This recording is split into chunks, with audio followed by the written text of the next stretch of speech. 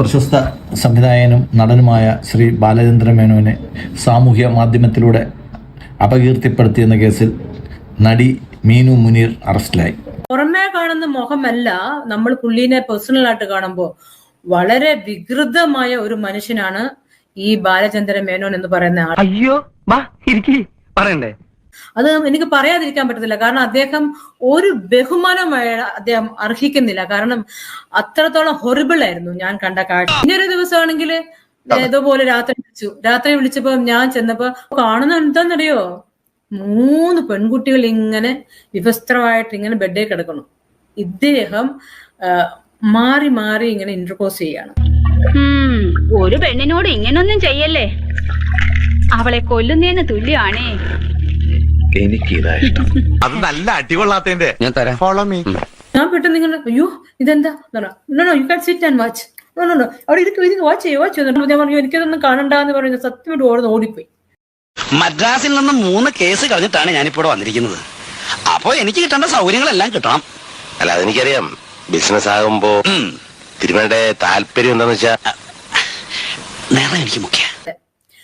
അത് കഴിഞ്ഞിട്ട് വിളിച്ചത് എന്നെയും വേറൊരു നടി, എന്റെ അതേ പ്രായം തന്നെ ഉള്ളൊരു നടി. ഞങ്ങൾ രണ്ടുപേരും വിളിച്ചിട്ട് പറഞ്ഞു ഇന്ന് എനിക്ക് കാണേണ്ടത് നമ്മുടെ വയനാട് സ്റ്റൈലൊക്കെ വെച്ച് പറഞ്ഞു നിങ്ങൾ രണ്ടുപേരും ഇന്ന് ഡ്രസ്സൊക്കെ മാറണം.